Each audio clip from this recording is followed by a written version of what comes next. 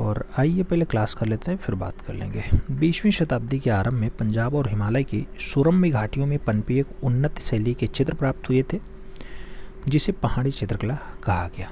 तो हिमालय और पंजाब वाले बेल्ट में जो डाटा मिलता है, उसकी घाटी में मिलता है, उसी को पहाड़ी चित्रकला कहा जाता है। पहाड़ी शैली की खोजने का जो काम रहा है वो मेटकाफ का रहा है, और पहाड़ी शैली लघु चित्रकला शैली के रूप में बिखर करके सामने आती है, यानी निखर करके सामने आती है। स्थानीय पारंपरिक कला और मुगल शैली में दक्ष कलाकारों के सहयोग से जिस अनुपम चित्रण शैली का विकास हुआ, उसे हम लोग पहाड़ी शैली के नाम से जानते हैं। पहाड़ी पेंटिंग जो है, पहाड़ी पेंटिंग ये प्रारंभ में 8वीं शताब्दी से विलंबतः 19वीं शताब्दी यानी 17वीं से 19वीं शताब्दी में विकसित होती है। और पहाड़ी चित्रकला का जो विस्तृत जानकारी है वो 1910 ईस्वी में आनंद कुमार स्वामी ने दिया है। पहाड़ी चित्रों को सर्वप्रथम आनंद कोटिश कुमार स्वामी ने इलाहाबाद में प्रदर्शित किया, और डॉक्टर आनंद कोटिश कुमार स्वामी ने 1916 ईस्वी में अपनी पुस्तक राजपूत पेंटिंग्स में पहाड़ी चित्रों को 2 भागों में विभक्त किया है। पहला उत्तरी चित्रकला, जिसे कांगड़ा स्कूल कहते हैं, दूसरा दक्षिणी चित्रकला, जिसे डोंगरा या जम्बू स्कूल कहते हैं। पहाड़ी शैली में व्यक्ति चित्रण अंडाकार रूप में किया गया है, और डॉक्टर RS अग्रवाल ने पहाड़ी रियासतों को 4 भागों में बांटा। आनंद कोटिश कुमार स्वामी को 2 भागों में बांटा है, RS अग्रवाल ने इसे 4 भागों में बांटा। 4 भागों में क्या क्या रखा है? पहले भाग में इसने कश्मीर राज्य को बताया है। कश्मीर राज्य था जो सिंधु और चिनाब नदियों के बीच फैला हुआ था। दूसरे वर्ग में चिनाब और रावी के मध्य का क्षेत्र जो जम्मू कहलाता था, जिसमें जम्मू, जसरोटा, मनकोट और बसोहली रियासतें आती थीं दूसरे वर्ग वाले में। तीसरे वर्ग वाले में क्या था? रावी और सतलज नदियों के बीच का प्रदेश हुआ करता था, जिसमें कांगड़ा, गुलेर, चंबा, मंडी, नूरपुर और कुल्लू रियासतें आती थीं। और जो चौथा वर्ग था मित्रों, इसमें सतलज के दक्षिणी पूर्वी और गंगा जमुनी की प्रारंभिक धाराओं के बीच बिलासपुर और टिहरी गढ़वाल वाला बेल्ट आ जाता था। तो इन 4 वर्गों में बांटने का काम किया गया इनके अकॉर्डिंग। आगे बात करते हैं पहाड़ी चित्रकला की किया जाता है। तो पहाड़ी चित्रकला के विद्वान हैं डॉक्टर BN गोस्वामी। इन्होंने अपने शोध के आधार पर यह सिद्ध किया कि पहाड़ी चित्रकला मुगल दरबार से भले कलाकारों के बल पर नहीं, बल्कि गुलेरवासी चितेरा स्यऊ के वंशजों के आधार पर चली और बढ़ी है। तो स्यऊ इसीलिए कहा जाता है, कहाँ का बढ़िया चितेरा है, तो आपको लगाना होता है कि स्यऊ बढ़िया वाला चितेरा होता है पहाड़ी शैली का। पहाड़ी शैली के चित्रों में प्रकृति चित्रण का जो है महत्व प्राप्त हुआ है, और पहाड़ी चित्रों में गहरे रंगों का प्रयोग भी किया गया है। पहाड़ी शैली में सबसे अधिक कृष्णलीला के संबंध चित्रण के बारे में बात होती है। तो कृष्णलीला का दृश्य सबसे ज़्यादा आपको पहाड़ी शैली में दिखाई देगा। अभी आप राजस्थानी पढ़ते तो राजस्थानी शैली में भी यही मिलता कि कृष्णलीला का चित्र खूब ज़्यादा दिखाई देता है, इसलिए कन्फ्यूजन हो जाता है। और वहाँ भी हुआ है, यहाँ भी हुआ है। कभी कभी आयोग इसे मानता है, कभी पहाड़ी के साथ राजस्थानी को आंसर्स मान लेता है। तो ये सब दुविधाएं हैं। आगे बात करें, कहा जाता है पहाड़ी शैली में नारी अंगन का सुंदर चित्रण किया गया है। भारतीय चित्रकला में ऋतु संबंधी चित्रों को बारहमासा कहा जाता है। ये खूब पूछा जाता है, ऋतुओं को संबंध किससे? बारहमासा से। राधा कमल के अनुसार पहाड़ी चित्रों की संख्या जो है लगभग 50,000 मानी जाती है। पहाड़ी चित्रकला के प्रमुख आश्रयदाताओं में कांगड़ा के राजा संसार चंद्र, बसोहली के राजा कृपाल पाल, गुलेर के राजा गोवर्धन चंद्र और कुल्लू के प्रीतम सिंह का नाम आता है। कुछ विद्वानों ने पुस्तकें लिखी हैं, उन पुस्तकों के बारे में बात कर लो। तो मित्रों, सबसे पहली पुस्तक ओसी गांगुली की आएगी 1926 में, मास्टरपीसेज ऑफ राजपूत पेंटिंग। दूसरी NC मेहता की है, 1926 में आती है, स्टडीज इन इंडियन पेंटिंग्स। तीसरी पुस्तक JC फ्रेंच की आती है 1931 में, हिमालयन आर्ट। चौथी पुस्तक WG आर्चर की आती है 1952 में, पूछा जाता है, Indian paintings in the Punjab hills. पांचवी पुस्तक MS रंधावा की आती है 1954 ईस्वी में, MS रंधावा की 1954 में आती है। कांगड़ा वैली पेंटिंग और कृष्णा लीजेंड इन पहाड़ी पेंटिंग और बसोहली पेंटिंग पुस्तक MS रंधावा के द्वारा लिखी गई है। काल खांडलावाले की बहुत अच्छी रचना है, 1958 में लिखी जाती है, पहाड़ी मिनीचर पेंटिंग। और जो आपके FS एजाजुद्दीन हैं, इन्होंने एक पुस्तक लिखी है, FS एजाजुद्दीन ने 1978 ईस्वी में, पहाड़ी paintings and 6 portraits in Lahore museum. तो ये FS एजाजुद्दीन की अच्छी पुस्तक मानी जाती है, 1978 में इन्होंने लिखी है। तो ये तो बात नॉर्मली बातचीत की होगी। ये थोड़ा बसोहली शैली के बारे में देखेंगे। बसोहली की अगर बात करते हैं मित्रों, तो बसोहली शैली पहाड़ी चित्रकला का सबसे प्राचीन शैली माना जाता है। बसोहली शैली का जन्म जो है ये उद्भव लोक कला से होता है। पूछा जाता है लोक कला से प्रभावित शैली या फिर लोक कला पर आधारित शैली कौन सी है, तो आपको बसोहली शैली ही आंसर्स लगाना होता है। बसोहली का क्षेत्र जो है वर्तमान में जम्मू राज्य से कठुआ जिले के अंतर्गत आता है, जो आज बसोहली तहसील के रूप में विद्यमान हो गया है। प्राचीन काल में बसोहली के राजा या राजधानी जो है, ये प्राचीन काल में बसोहली की राजधानी क्या थी? बल्लौर थी या फिर बल्लभपुर थी। बसोहली के राजवंश अपने आप को पांडवों के संतान मानते थे और कुल्लू राजवंश का राजकुमार राजा भोपाल सन 1565 ईस्वी में बसोहली राज के संस्थापक के रूप में जाना जाता है। तो बसोहली को इस्टेब्लिश करने का काम किसका रहा है? भोपाल का रहा है। बसोहली के राजा जो है भेलोरिया नाम से प्रसिद्ध होते हैं। आगे बात करते हैं, अगला पॉइंट आता है फ्रांस के यात्री बिगने अजीत घोष जैसे फ्रेंच बसोहली शहर की यात्राएं करते हैं और पहाड़ी क्षेत्रों की कला का अध्ययन करने के बाद बसोहली कलम को सबसे प्राचीन ये मानते हैं। बसोहली की खोज जो है 1929 में अजीत घोष के द्वारा की जाती है। बसोहली संदर्भ में सर्वप्रथम अजीत घोष को पहचाना जाता है। बसोहली राज्य को राजा कृपाल पाल 1590 ईस्वी में अकबर से साक्षात्कार किया और मुगल दरबार में बहुमूल्य भेंटों सहित उपस्थित भी हुआ है। तो कृष्णपाल आपका जो है ये अकबर के दरबार में साक्षात्कार के लिए जाता है। आगे बात करते हैं, अगला पॉइंट आता है बसोहली शैली का पौधारोपण किसने किया? तो कृष्णपाल के समय में ही माना जाता है। आधुनिक नगर बसोहली की स्थापना का श्रेय जो है भूतपाल को दिया जाता है। एक दृश्य हम आपको दिखाएंगे, वो दृश्य बहुत फेमस दृश्य है, साधु और कृष्ण अच्छी रचनाओं में शुमार है और भूतपाल के समय चित्र की एक जो है शाहजहाँ का सम्मान करते भूतपाल को दर्शाया गया है, जो वर्तमान में डोंगरा कला दीर्घा जम्मू में सुरक्षित है। रसमंजरी के चित्र जो है पहाड़ी के बसोहली शैली में अंकित किए गए हैं, ये भी एक अच्छा माना जाता है। एक दृश्य और देख लो अच्छे से, ये वाला दृश्य देखो, ये वाला दृश्य किसका है? तो आप जानते हैं राधा और कृष्ण वाला दृश्य। तो ये राधा और ये कृष्ण, देखिए राधा और कृष्ण का भी दृश्यांकन हुआ है, ठीक है। तो ये राधा कृष्ण का दृश्य है। आगे बात करें, कहा जाता है राजा कृपाल पाल बसोहली कलम के संरक्षक और प्रवर्तक माने जाते हैं, अतः इन्हीं के समय में बसोहली शैली का सर्वोत्तम विकास हुआ है। भानुदत्त कृति रसमंजरी है, वो मूल रूप से बसोहली शैली की सबसे पहली कृति मानी जाती है। इसका निर्माण जो है वो देवीदास के राजा कृपाल पाल ने किया है। बसोहली शैली के महान संरक्षक राजा कृपाल पाल थे, याद रखना। अजीत घोष के शब्दों में बसोहली कलम का सर्वश्रेष्ठ काल जो है वो 17वीं शताब्दी माना जाता है। बसोहली शैली का स्वर्णकाल जो होता है वो राजा कृपाल पाल का समय ही होता है, तो याद रखना है स्वर्णकाल कृपाल पाल के समय में माना जाता है। बसोहली में मेदिनीपाल रंग महल और शीश महल भी बनवाने का काम करते हैं। मेदिनीपाल के समय में बना चित्र जो है गिरि गोवर्धन बसोहली शैली का सबसे बढ़िया वाला दृश्य माना जाता है। तो गिरि गोवर्धन खूब पूछा जाता है किस शैली का है, तो आपको बसोहली शैली यानी लोक कला पे आधारित शैली लगाना होता है। मेदिनीपाल के समय गिरि गोवर्धन बनाया गया है, ये देख लीजिए आप दृश्य गिरि गोवर्धन। देखो भगवान श्री कृष्ण जो है ये हैं बीच में भगवान श्री कृष्ण, इधर गायें हैं, इधर सब ग्वाले हैं, इधर भी इनके ग्वाले हैं, मित्र हैं, और ये पर्वत उठाए हुए हैं, ये ऊपर पर्वत दिखाया गया है। तो ऐसा मार्मिक दृश्य कहाँ पे दिखाया गया है? बसोहली शैली में दिखाया गया। आगे बात करते हैं मित्रों, अगला दृश्य आता है माखन चोर। प्रसिद्ध चित्र कहाँ का है? तो माखन चोर चित्र हो, ये भी बसोहली शैली का है। बसोहली शैली के चित्रों में हास्य सादा बनाया गया है। बसोहली शैली में मुख्य आकर्षण जो है वो चटकीले रंगों का हुआ है। बसोहली शैली को आरंभ में जो है तिब्बती शैली के नाम से भी पुकारा गया है। बसोहली शैली में नेत्र जो है सबसे सुंदर और सबसे बड़े बनाए गए हैं। बसोहली चित्रों में जो चित्र है वो पंजाब संग्रहालय में संग्रहित बताया जाता है। स्वर्ण कीट की कतरन का प्रयोग जो है ऐसा चित्र मेवाड़ शैली के अंतर्गत बसोहली में भी हुआ है। तो स्वर्ण के कतरनों से जो चित्र बनाया जाता है वो कहाँ पे हुआ है? मेवाड़ में भी हुआ है और बसोहली शैली में भी हुआ है। आगे कहा जाता है जिस प्रकार कांगड़ा का सौंदर्य रेखाओं से है, ठीक इसी प्रकार बसोहली का सौंदर्य जो है वर्ण रंगन से है। तो वर्ण लावण में आप देखेंगे तो जो है बसोहली की ये एक बढ़िया झलक आपको दिखाई दे जाएगी। आगे बात करते हैं, जयदेव लिखते हैं कि गीत गोविंद का जो है चित्रण एक महिला कलाकार के द्वारा किया जाता है। अच्छा, किसके द्वारा? तो जयदेव गीत गोविंद की रचना जो है मानकू के द्वारा की गई है। प्रोफेसर वी एन गोस्वामी ने जो है हरिद्वार के पांडवों की बाहियों से पता लगाया है कि सेऊ के पुत्र जो है मानकू और नैनसुख थे, जो गुलेरवासी ही माने जाते हैं। तो सेऊ के दोनों पुत्रों का नाम तो आप जानते हैं कि मानकू और नैनसुख, ठीक है। नैनसुख का पुत्र जो है रांझा भी बसोहली शैली में भूपेंद्र पाल के समय तक कार्य करता रहा है। और कल्याणपाल बसोहली का आखिरी राजा था और इसी के शासनकाल में बसोहली का काल जो है ख़त्म हो जाता है, यानी अंत हो जाता है, टूट जाता है। डॉक्टर एम एस रंधावा ने कहा है कि बसोहली शैली पहाड़ी लोककला पर आधारित है और मुगल प्रविधा से सुखद मिलन के फलस्वरूप उत्पन्न हुई है। यह शैली कांगड़ा की सुकुमारता, संस्कारता, सूक्ष्मता से विरक्त रही है, लेकिन सहजता और ओजस्विता के गुणों से परिपुष्ट मानी जाती है। बसोहली शैली में पेड़ों को प्रतीकात्मक रूप से दर्शाया गया है और प्रेम से पीड़ित नायिकाओं की फूलों से टोकरी टहनियों के नीचे दर्शाने का काम किया गया है। बसोहली शैली में मूसलाधार वर्षा के चित्रों को सीधी रेखाओं से जलवृष्ट अंकित किया गया है और हल्की वर्षा के छोटी छोटी बूंदों जैसे झिलमिल बिंदुओं का प्रयोग भी हुआ है।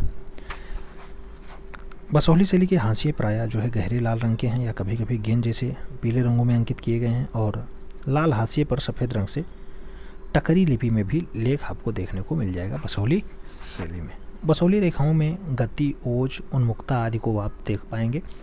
तो ऐसा दृश्य आपको बसोहली शैली में देखने को मिल जाएगा। याद रखना, बसोहली से अगर क्वेश्चंस पूछा जाएगा तो हो सकता है मेदिनीपाल वाला रंग महल या शेष महल पूछ ले, या हो सकता है गिरि गोवर्धन पूछ ले। तो इस पर आपको काम करना होगा। मेदिनीपाल के समय में गिरि गोवर्धन भी बना है। थोड़ा सा बात हम लोग गुलेर शैली पे कर लेते हैं। गुलेर शैली की अगर बात करते हैं मित्रों, तो गुलेर राज्य की स्थापना जो है 1405 ईस्वी में राजा हरिश्चंद्र ने की थी। गुलेर राज्य को मुगलों का संरक्षण भी प्राप्त होता है, और गुलेर के राजा रूपचंद जो है 1610 से 1635 तक मुगल सम्राट शाहजहाँ के समर्थन से काम करते रहे। राजा मान सिंह जो है शाहजहाँ और औरंगजेब के लिए अफगानिस्तान व कंधार की लड़ाइयों में लड़ते रहे। इससे प्रसन्न होकर के मुगल शासकों ने अफगानी चीता की उपाधि भी किसे दी? मान सिंह को दी। तभी से गुलेर के राजा चंद के स्थान पे सिंह लिखने स्टार्ट कर देते हैं। गुलेर शैली में रामायण पे आधारित 14 चित्र बनाए गए। ये पूछा जाता है रचना कि गुलेर में कितने चित्र रामायण पे बने, तो 14 चित्र बने। गुलेर शैली का प्राचीनतम जो चित्रकार रहा है वो नैनसुख रहा है। गुलेर शैली में राजा विक्रम सिंह हाथी पर बैठे हुए हैं चित्र हैं। इसको जो है मुगलिया चित्रकार के द्वारा बनाया जाता है। गुलेर शासक होते हैं राजा गोवर्धन सिंह। गोवर्धन सिंह चित्रकला के असाधारण पोषक के रूप में जाने जाते हैं। उन्होंने चित्रकारों के लिए जो है कला कक्ष की स्थापना भी करवाई है। गुलेर शासक राजा गोवर्धन सिंह के समय में जेसी फ्रेंच ने लिखा है कि यह शासक पहाड़ों में घोड़ा युद्ध की नायक के रूप में स्मरण किया जाता रहेगा। और उसके साथ सिकरे के साथ महिला, ये खूब पूछा जाता है, सिकरे के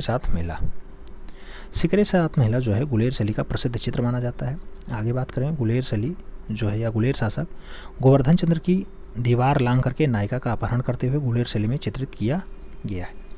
आगे बात करें मित्रों, अगला पॉइंट आता है पहाड़ी चित्रकला में नायिका भेद संबंधी चित्र जो है आपको गुलेर शैली में देखने को मिल जाएंगे। और गुलेर शैली का और जो आपको दृश्य दिखाई देगा उसमें कई दिक्कतें आएंगी, जैसे आप देखना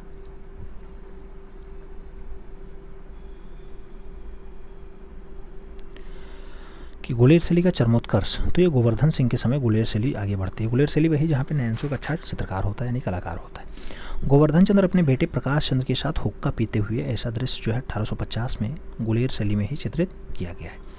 नैनसुख तथा उसके परिवार के चित्रकारों में गुलेर जो है चित्र आपको ज़्यादा देखने को मिल जाएंगे। तो नैनसुख और उसका परिवार कहाँ चित्रित ज़्यादा किया है? गुलेर शैली में किया है। आगे बात करें, कहा जाता है डॉक्टर बी एन गोस्वामी ने एक ऐसा चित्र प्राप्त किया है जिसमें एक जो है 15 भुजी देवी दिखाई गई है, जो एक पैर पे खड़ी है, और साथ ही उसके आसपास 19 पहाड़ी रियासतों के नाम फीकी स्याही से लिखे हैं। डॉक्टर बी एन गोस्वामी को हरिद्वार से प्राप्त पांडवों की बाहियों से वंश परंपरा का सर्वप्रथम ज्ञान प्राप्त होता है। पहाड़ी रियासतों में फैले कलाकारों के वंशज जो है वो गोलेरदा वासी माने जाते हैं, या गोलेरदा वासी कहे जाते हैं। गुलेर शैली के विषय की अगर बात करते हैं मित्रों, तो गुलेर शैली में विषय क्या क्या रहे? गुलेर शैली में विभिन्न विषयों पे चित्र का निर्माण हुआ है। जैसे आप देखें धार्मिक चित्र, तो गुलेर कलम के धार्मिक चित्रों में जो है गीत गोविंद पे काम हुआ, शिव परिवार पे काम हुआ, रामायण पे काम हुआ, महाभारत पे काम हुआ आदि चित्रावली जो बनाई गई, उसके साथ कृष्ण चरित्र और होली उत्सवों को भी बहुत अच्छे से बनाया गया है। दरबारी चित्र की अगर बात करते हैं, गुलेर शैली में दरबार और अंतापुर का चित्रण खूब ज़्यादा किया गया है। गोवर्धन सिंह ने घुड़सवारी का चित्र और नृत्य का भी उत्कृष्ट चित्र बनवाया था। एक दृश्य आपको दिखाते हैं, राजा गोवर्धन सिंह अपने बेटे प्रकाश चंद्र के साथ हुक्का पी रहे हैं। तो ये आपका दृश्य है, राजा साहब हैं, इधर इनका बेटा बैठा हुआ है, ये हुक्का रखा हुआ है, इसका कनेक्शन बढ़िया राजा के कहाँ तक है? मुँह तक। बस जैसा दृश्य यहाँ दर्शाया गया ऐसा सेम आज वाक्य हमारे साथ भी हुआ है। हम चाहते हैं कि चित्र तो बहुत साफ साफ होते हैं, लोगों के देखने का नज़रिया बहुत अच्छा होता है, देखने में बहुत उजले लिबास में होते हैं, लेकिन उनके अंदर क्या होता है राम जाने भगवान जाने। दूसरे को डरा के धमका के और अपना व्यापार करना, अपना बाजार बढ़ाना, ये अच्छी बात नहीं है। बहुत कष्ट हुआ, सुबह से बहुत कष्ट हुआ। सुबह सो के उठा, पहली क्लास लिया कि तुरंत फ़ोन आया, और महाशय इतने ईमानदार थे, भगवान उन्हें सद्बुद्धि दें। कुछ कहा नहीं जा सकता है, मैं क्या कहूँ। बहुत बड़े पब्लिकेशन वाले हैं, बहुत बड़ी ख्याति है, अच्छे लोग हैं, विधिक सलाहकार भी रखे हैं, बहुत लंबा उनका व्यापार है। उन्होंने कहा बर्बाद कर देंगे, पता नहीं क्या क्या है। हमने कहा सर गलती नहीं होगी, अब पता नहीं कैसा साथ उन्हें मिल गया है, क्या है, कुछ समझ में नहीं आ रहा है। पढ़ाना बंद कर दीजिए ऐसा। ये तो हमने कह दिया है कि हम पढ़ाना नहीं छोड़ पाएंगे, बाकी आप जो कहिएगा वो हम कर देंगे। कुछ कहा नहीं जा सकता, मार्केट कैसा चल रहा है हमें नहीं पता, लेकिन हम नहीं जानते थे कि शिक्षा जगत में ऐसे ऐसे लोग बैठे हुए हैं जिनकी इतनी ऊंची पहुंच है और इतनी ओछी सोच रखते हैं, इतनी छोटी सोच रखते हैं। आइए सीधे हाई कोर्ट में मिलते हैं। ये वक्तव्य है स्टार्टिंग से बात करने का। राजा गोवर्धन चंद्र अपने बेटे प्रकाश चंद के साथ हुक्का पीते हुए हैं। नायिका चित्रण में हुआ है। नायिकाओं के चित्रण में कृष्ण पक्ष, अभिसारिका, उत्का, प्रीतिशा नायिका और गुलेर शैली में भावपूर्ण चरित्र हुए हैं। जैसे राजा का दृश्य आपने देखा है, ऐसे सेम आपको आज के डेट में भी व्यक्ति दिख जाएंगे। व्यक्ति चित्रण की अगर बात करते हैं, गुलेर शैली में अनेक जो है सजीवता वाले व्यक्ति चित्र मिलते रहे हैं, तो ऐसा दृश्य आपको गुलेर शैली में देखने को खूब ज़्यादा मिल जाता है। गुलेर शैली में बहुत सारे राजा हुए, जैसे दलीप सिंह हुए गए, उनके समय में चित्र हुआ है। गुलेर शैली में कृष्ण गोपियों के साथ हंसी मेहता संग्रहालय में रखा हुआ है। ये गुल पहाड़ी का चित्र है, कदली वृक्ष का चित्र है, ये सब आपको गुलेर शैली में ही देखने को मिलता है। हमने पढ़ाया है, आपको हस्तलिखित में करवाया है, फिर से पढ़ाएंगे, डरना तो किसी से नहीं है। बस यही है कि भाई कुछ गलतियां रही होंगी, उनको लग रहा होगा, इसलिए माफ़ी तो मांगना पड़ा। हम सबसे पहले माफ़ी मांग लेते हैं, किसी से भी हो। हम इतने बड़े नहीं हुए हैं ना, हम इतने बड़े वाले राजवंशी के हैं कि झुकना किसी के आगे नहीं है। दूसरी बात ये कि हमारा लक्ष्य है मैक्सिमम सिलेक्शन दिलाना। कम फीस में हमने पढ़ा दिया, ये बहुत बड़ी गलती कर दी। अभी 1 साल पहले जब भर्ती आई थी, तब भी ऐसे कॉल खूब आ रहे थे, खूब कॉल आते थे, खूब ज़्यादा परेशान करते थे लोग। आइए यहाँ मिलना है, आपसे ये करना है, ये मीटिंग करना है, 400 500 600 रुपये में आप कैसे पढ़ा दे रहे हैं, 700 में कैसे आपका खर्चा निकल रहा है, मिलना है आइए। फिर वही स्टार्ट हो गया। जबकि इस टाइम तो मैं कुछ भी नहीं बोल रहा हूँ, बहुत शांत आराम से अपना काम कर रहा हूँ, पढ़ा रहा हूँ। एक आध क्लास फ्री, एक आध क्लास पेड, और कुछ हो ही नहीं रहा है। फिर भी उन्हें पता नहीं क्या कष्ट है, राम जाने। हमने बोला है, हर एक बुक हमने ख़रीदी है, परचेज की है, एक एक बुक को हमने ख़रीदा है, अच्छे से पढ़ा है, उसके बाद भी कुछ कष्ट है तो भाई माफ़ी तो मांगना पड़ेगा। कंटेंट उसका है, बुक उसका है। हो सकता है हमारे दिमाग में सेव हो गया हो तो हमारा कंटेंट हो गया हो, लेकिन अब वो हमसे बड़े हैं, बहुत बड़े हैं, योग्य हैं, समझदार हैं। हो सकता है एक कष्ट उनको हो कि एक बुक हमने ज़्यादा प्रमोट कर दी है, जबकि हमें किसी भी बुक से एक भी पैसा नहीं मिला है। और दूसरी बात, हमारी इतनी बड़ी वही औकात नहीं है कि हम किसी से पैसे की डिमांड कर सकें। तीसरी बात, हमने साफ साफ यही कहा है, हम बहुत कम पैसे में केवल अपना खर्चा निकल जाए बस उतना लेना चाहते हैं, उतने में हम पढ़ाना चाहते हैं कि इस बार फाइनली रिजल्ट हमारे पास आ जाए। अब लोगों की इतनी छोटी सोच है, हमें नहीं पता।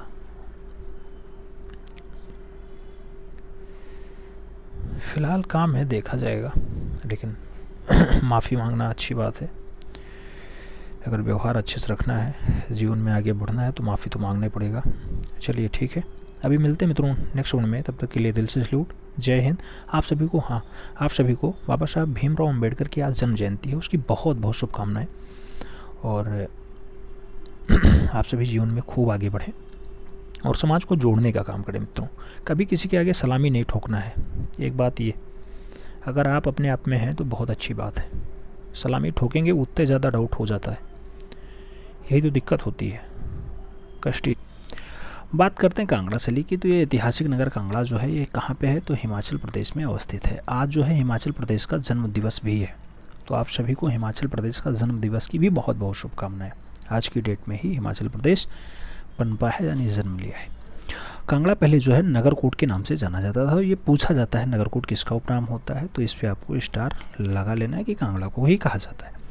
कांगड़ा के प्राचीन राजवंशों में कौन सा राजवंश आता है, तो कटोच राजवंश का नाम यहाँ दिखाई देता है। और कटोच वंश की उत्पत्ति के बारे में ब्राह्मण पुराण में आपको विस्तृत जानकारी भी मिल जाती है, जैसा कि हमने क्लास में बताया था। कर्निंघम ने पश्चिमी हिमालय में राज्यों की 3 जो है समूहों में बांटने का काम किया, जिसमें तीसरा जो है वो त्रिगर्त वाला संघ था। त्रिगर्त वाले में आपको ये दृश्य दिखाई देगा, त्रिगर्त वाले में आपको ये दृश्य दिखाई देगा, ठीक है। और आनंद कोटिश कुमार स्वामी ने 2 भागों में बांटा था, एक तो उत्तरी चित्रकला, दूसरा दक्षिणी चित्रकला। आगे बात करते हैं तो कर्निंघम ने त्रिगर्त के अंतर्गत कांगड़ा, गुलेर, सुकेत, चंबा आदि जो है 14 राज्यों की गणना की है। तो त्रिगर्त में कितने राज्यों के बारे में जो है कहा है कर्निंघम ने, 14 राज्यों के बारे में। कांगड़ा शासक राजा घमाण चंद्र ने जो है टीरा सुजानपुर नामक नगर को भी बसाया है। तो टीरा सुजानपुर नामक नगर किसका है? घमाण चंद्र के द्वारा बसाया गया नगर है और पहाड़ी शैली के अंतर्गत आता है। सुप्रसिद्ध कांगड़ा शैली का जो विकास और उन्नति है वो राजा संसार चंद्र के समय में होता है और राजा संसार चंद्र जो है कांगड़ा चित्रकला के महान संरक्षक माने जाते हैं। कांगड़ा चित्रकला का जो दूसरा नाम है वो पहाड़ी चित्रकला के नाम से भी फेमस है। वर्तमान का जालंधर पूर्व का त्रिगर्त नाम जो है ये थोड़ा फेमस हो जाता है। तो वर्तमान का जालंधर पूर्व का त्रिगर्त वाला जो बेल्ट है ये फेमस हो जाता है। कटोज राजाओं की जो राजधानी थी वो त्रिगर्त या जालंधर में ही अवस्थित होती थी और कांगड़ा चित्रकला का जो मुगलिया शैली है ये खूब ज़्यादा हावी होती है। तो पूछा जाए कांगड़ा शैली पे जो है कौन सी शैली हावी रही, तो आपको मुगलिया शैली का आंसर लगाना होगा। कांगड़ा शैली के चित्रों में जो प्रमुख चित्रण है उसमें जो है नायक नायिका का भेद चित्रण खूब बढ़िया से बताया जाता है। और पहाड़ी चित्रकला की जो सर्वश्रेष्ठ शैली है उसमें कांगड़ा शैली और उसके बाद प्रधान केंद्र के रूप में कांगड़ा भी आता है। चित्रकार जो परखू होते हैं, परखू ये कांगड़ा शैली में निपुण चित्रकार के रूप में जाने जाते हैं। जैसे गुलेर में आपको एक नाम आता है नैनसुख का, ऐसे आपको परखू का नाम कांगड़ा शैली के साथ देखने को मिलेगा। कांगड़ा नरेश संसार चंद्र को दरबार में जो है अभिनंदन स्वरूप लाहौर पारापत कह करके पुकारा जाता है। संसार चंद जो है 1775 से 1823 तक शासक होते हैं। तो ये 10 वर्ष की उम्र में कांगड़ा की गद्दी पे बैठ जाते हैं। एम.एस. रंधावा ने कांगड़ा शैली को क्या कहा है, तो रंगों का काव्य कहा है। किसने कहा? एम.एस. रंधावा के द्वारा रंगों का काव्य कहा जाता है। कांगड़ा शैली का उत्कर्ष काल क्या होता है, तो 1786 से 1805 ईस्वी तक इसका जो है उत्कर्ष काल रहा है। और आगे बात करते हैं, अगला पॉइंट आता है राजा संसार चंद्र एक कुशल क्या रहे, राजनीतिज्ञ रहे, साहित्य प्रेमी रहे, संगीत मर्मज्ञ रहे और महान योद्धा के रूप में भी जाने जाते हैं। उसके साथ एक कला प्रणता स्रोत के रूप में भी जाने जाते हैं। तो कला के प्रणता के रूप में भी जाने जाते हैं कौन? राजा संसार चंद्र। तारीख़ पंजाब के लेखक मोहिउद्दीन और संसार चंद्र को गुणी और पारखी होने के कारण हातिम और उदारका के रूप में देखने पर रुस्तम कह करके पुकारा है। किसने? मोहिनी ने या मोहिनदत्त ने या मोहिउद्दीन ने। तो मोहिउद्दीन ने संसार चंद्र को क्या कहा है? रुस्तम और हातिम कहा है। विद्वान जेसी फ्रेंच ने कांगड़ा कला की जो काम किया है वो प्रशंसा खूब ज़्यादा किया है। तो याद रखना कि जेसी फ्रेंच कांगड़ा की खूब ज़्यादा प्रशंसा करते रहे। पहाड़ी कलाकारों में पंडित सेऊ का परिवार जो है सबसे फेमस होता है। तो पहाड़ी कलाकारों में सेऊ का नाम अच्छे से लिया भी जाता है, चाहे कांगड़ा हो, बसोली हो या कोई अन्य शैली। एक दृश्य देखिएगा, थोड़ा मार्मिक दृश्य है, फेमस दृश्य आप जानते हैं, रागनी बसंती या फिर रागनी वसंत।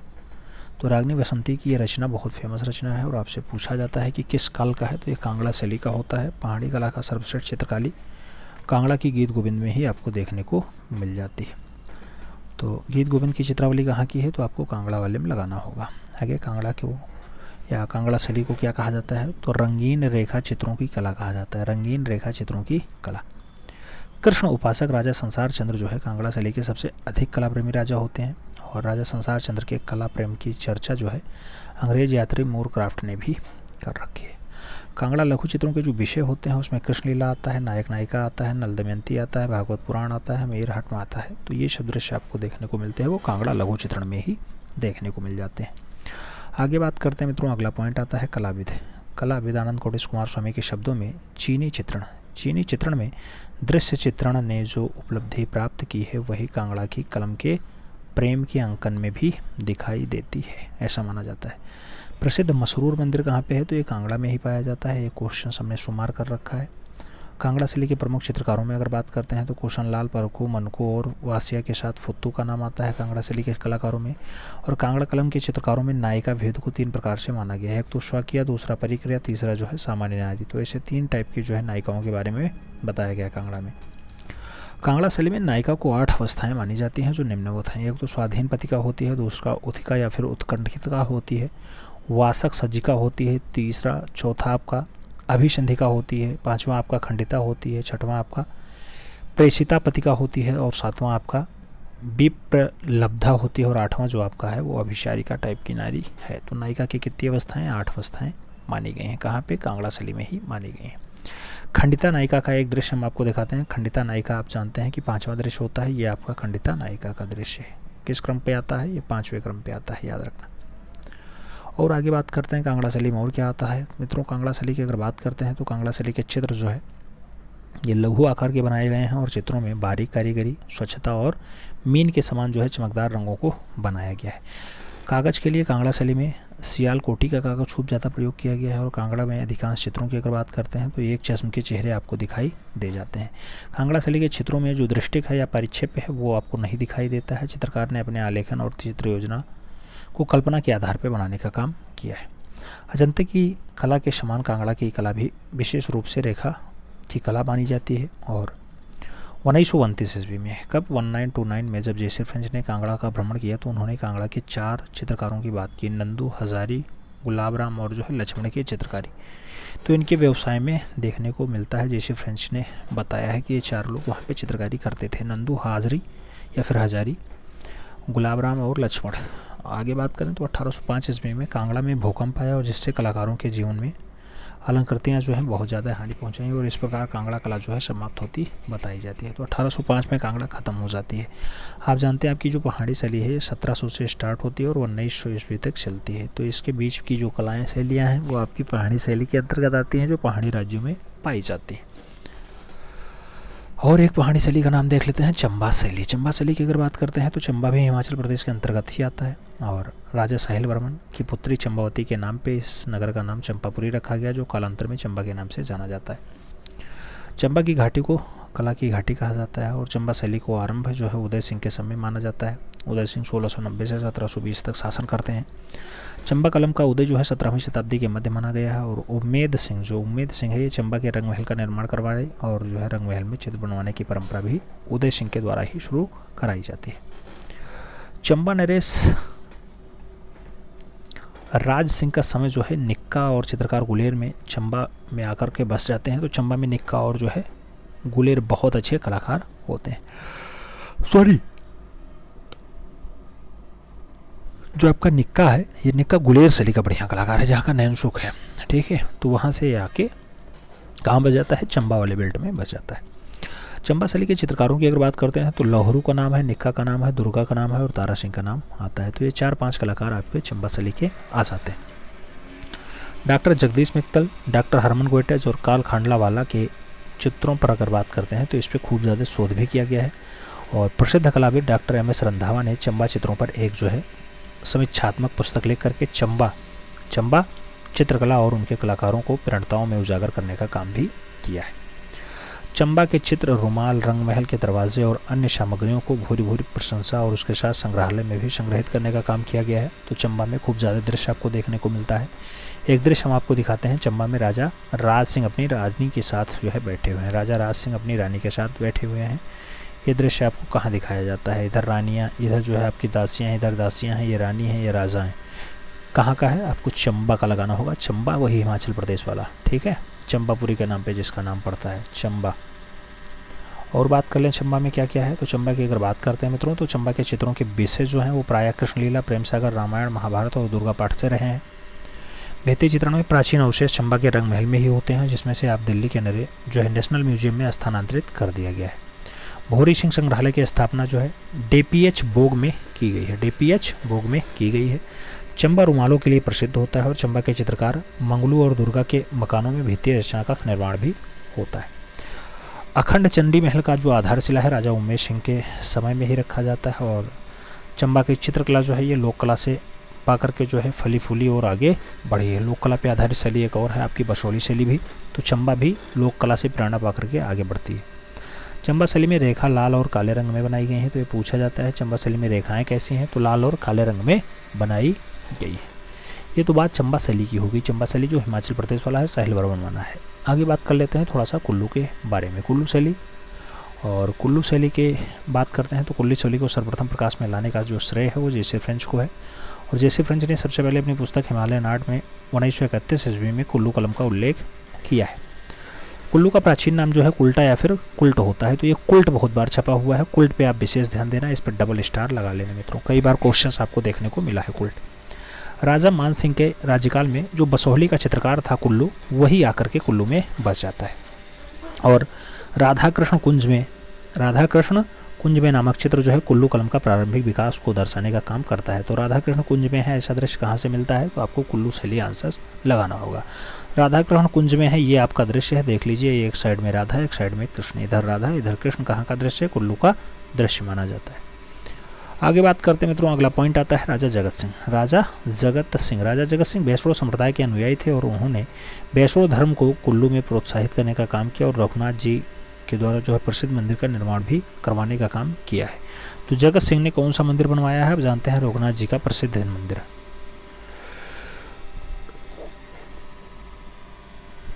और आगे बात करते हैं मित्रों, अगला पॉइंट आता है राजा प्रीतम सिंह को कुल्लू कलम का उन्नायक और प्रेरणा स्रोत भी माना जाता है। राजा प्रीतम सिंह को कुल्लू कलम का उन्नायक और क्या माना जाता है? प्रेरणा स्रोत माना जाता है। तो याद रखना, नाम राजाओं के नाम पे कभी कभी डाटा पूछ लिया जाता है। तो प्रीतम सिंह कुल्लू शैली को आगे बढ़ाते हैं। कुल्लू शैली में शेष महल की दीवार पे त्रिपुरा सुंदरी देवी का चित्र सजनों के हाथों से बनाया गया है और सन 1810 ईस्वी में हमीर हठ सजनू ने राजा ईश्वरी सेन को भेंट करने का काम भी कर देते हैं। कुल्लू कलम के चितेरे भगवान ने राजा विक्रमादित्य के लिए भागवत पुराण और मधुमालती विषयक चित्र को बनाने का काम भी किया है। कुल्लू शैली के चित्रों के विषय जो है वो राधा कृष्ण है, रामायण है, महाभारत है और उसके साथ युद्ध का दृश्य है, पतंग है और कबूतर उड़ाती स्त्रियां भी आपको कुल्लू शैली में देखने को मिल जाएंगी। तो ये कुल्लू कलम की विशेषताएं हैं, कुल्लू शैली की विशेषता है जिसको जेसे फ्रेंच के द्वारा अपनी पुस्तक हिमालयन आर्ट में दिखाने का काम किया गया। ये तो बात कुल्लू शैली की हो गई। अब थोड़ा सा गढ़वाल शैली के बारे में बात कर लेते हैं। गढ़वाल शैली की अगर बात करते हैं तो इसके संस्थापक कनकपाल होते हैं मित्रों। गढ़वाल शासक बलभद्र शाह ने एक जो है भव्य राजमहल का निर्माण करवाया और उसी में एक चित्रशाला भी बनवाने का काम करते हैं। राहुल संस्कृत्यायन ने अपनी पुस्तक हिमालय परिचय में मौलाराम के वंशजों का परिचय दिया है। और औरंगजेब के शासनकाल में दिल्ली में गढ़वाल आने वाले मौलाराम पूर्वज द्वारा गढ़ शैली में जो है प्रवेश पाने का काम भी रहा है। गढ़वाल के कालांतर मौलाराम के समकालीन चित्रकार जो माड़कू और चेतू शाह जो मौलाराम के भाइयों में से एक रहे हैं, ये सब गढ़वाल शैली के बढ़िया कलाकार माने जाते हैं। मौलाराम ने गढ़ राजवंश का इतिहास नामक एक जो है ग्रंथ लिखा। उस ग्रंथ के बारे में ये खूब ज़्यादा फेमस में हो जाते हैं, यानी चर्चा का विषय बन जाते हैं। एक दृश्य हम आपको दर्शाते हैं, गोवर्धन धारण मौलाराम वाला रचना है। ये आपका गोवर्धनधारी श्री कृष्ण है और मौलाराम के द्वारा बनाया जाता है। ये भगवान श्री कृष्ण, ये आपका गोवर्धन पर्वत और इसके नीचे गाय ग्वालें और आपकी जो है क्या है गोपियाँ भी दर्शाई गई हैं। ये रचना आपकी गोवर्धन धारण वाली जो है गढ़वाल शैली की है और जो है गोवर्धन जो है मौलाराम के द्वारा बनाई जाती है। गोवर्धन धारण नामक चित्र जो है मौलाराम द्वारा चित्रित गोवर्धन शैली का गढ़वाल शैली का बहुत बढ़िया यानी सर्वोत्तम कृष्ण माना जाता है। और चित्रकार माड़कू और चेतू शाह के बनाए गए चित्र जो है टिहरी संग्रहालय में आपको ज़्यादातर देखने को मिलेंगे। माड़कू ने बिहारी सत्सई और गीत गोविंद के सुंदर दृष्टांत चित्र बनाया है, जबकि चित्रकार चेतू शाह ने जो है कृष्णलीला संबंधी और उसके साथ श्रृंगार विषयक चित्रों का निर्माण चेतू शाह ने खूब ज़्यादा किया है। तो आप देखेंगे तो गढ़वाल शैली में आपको मणकू, चेतू शाह और उसके साथ एक नाम और कौन सा, मौलाराम का नाम बार बार आता रहेगा। इन सब पे इन्होंने कलाकारियाँ की हैं, चित्रकारियाँ की हैं। आगे बात करते हैं, थोड़ी सी मंडी शैली के बारे में देखेंगे मित्रों। मंडी शैली की अगर बात करते हैं, कलाविद जेसी फ्रेंच ने अपनी पुस्तक हिमालयन आर्ट में मंडी के राजा सिद्धसेन का चित्र प्रकाशित किया। और कांगड़ा की मूल निवासी 1808 ईस्वी में लगभग सजनू नामक चित्रकार कुल्लू से मंडी आकर के काम करना स्टार्ट करते हैं। मंडी शैली में सजनू ने हिंदी काव्य हमीर हठ पे आधारित 21 चित्रों की एक चित्रावली तैयार की जो ईश्वरी सेन से भी भेंट करने का काम करती हैं। राजा जालिम सिंह काली के उपासक थे। इन्होंने जाल्प तथा टारना की काली मंदिर में भित्ति रचना का काम भी करवाया। किसने? जालिम सिंह ने करवाया। मंडी शैली में मोहम्मदी जो मोहम्मद बख्त चित्रकार है, वो चित्रकार के चित्र बनाए गए हैं और अत्यधिक सराहनीय भी बताए जाते हैं। राजा केशव सेन का जो रूप चित्र है, यह मंडी शैली का सबसे बढ़िया वाला चित्र माना जाता है। तो इसकी उपलब्धि भी रही है, इस पर भी आपको ध्यान देना है। और मंडी शैली पे बसोहली शैली का जो आरंभिक प्रभाव होता है वो खूब ज़्यादा देखने को मिलता है। बसोहली शैली का आरंभिक प्रभाव यानी आपको यहाँ पर भी लोक कला पे आधारित शैलियाँ देखने को मिल जाती हैं। राजा समरसेन एक बच्चे से जो है प्यार करते हुए ऐसा दृश्य कहाँ दर्शाया गया? तो समरसेन एक बच्चे से प्यार कर रहे हैं, ये मंडी शैली में दर्शाया गया है। ये मंडी शैली का सबसे बढ़िया वाला दृश्य माना जाता है। आपको अगर एक दृश्य की हम बात याद दिलाएं तो एक दृश्य आपका है राजा समरसेन का बच्चे से प्यार करता हुआ। ये देख लीजिए पहले अच्छे से दृश्य कहाँ का है, आपके मंडी शैली का दृश्य होता है मित्रों। देखो ये राजा है, ये आपकी रानी है, ये बच्चा है, इधर भी बच्चा है, इधर भी बच्चा है, इधर भी। तो दृश्य खूब ज़्यादा दर्शाया गया है। ये जो रानी को बताया गया है इसी को ये बच्चा समझ रहे हैं, तो बच्चे से प्यार कर रहे हैं। तो ऐसा दृश्य आपको देखने को खूब ज़्यादा मिल जाता है। कहाँ पे मिलता है? मंडी शैली में आपको देखने को मिल जाता है। अब मंडी के बाद दो शैलियाँ और देख लेते हैं। एक तो सिख शैली होती है, दूसरा जम्बोर जो है कश्मीर शैली होती है, उसके साथ बिलासपुर की चित्रकला थोड़ा सा देखेंगे।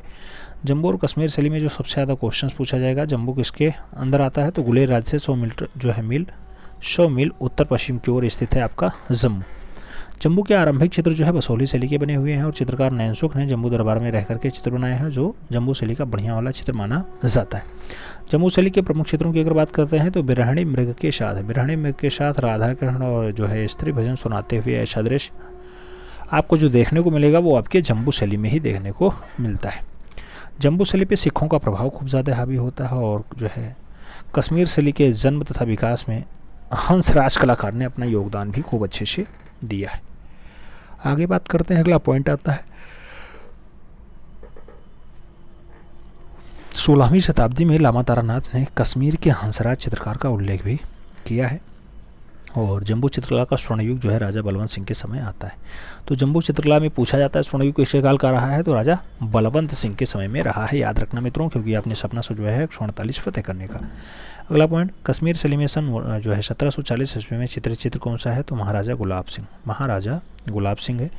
और कश्मीर की पश्मीना सालें जो हैं ये विश्व प्रसिद्ध होती हैं, जो भेड़ की खालों से बनाई जाती हैं, तो भेड़ के ऊनों से बनाई जाती हैं, खालों से बनाई जाती हैं, पश्मीना सालें हैं, याद रखना, बहुत फेमस होती हैं कश्मीर की।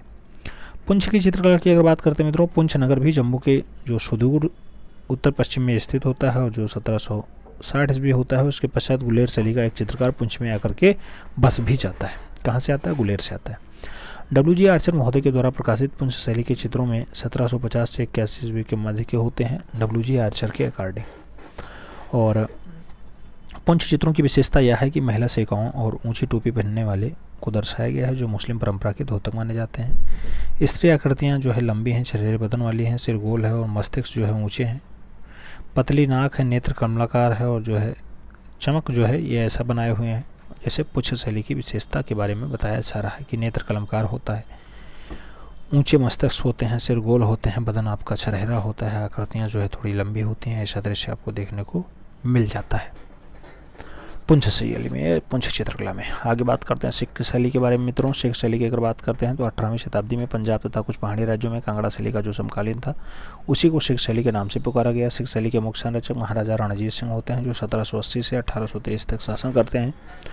और सिख शैली के कलाकारों की अगर बात करते हैं तो कलाकारों में महाराजा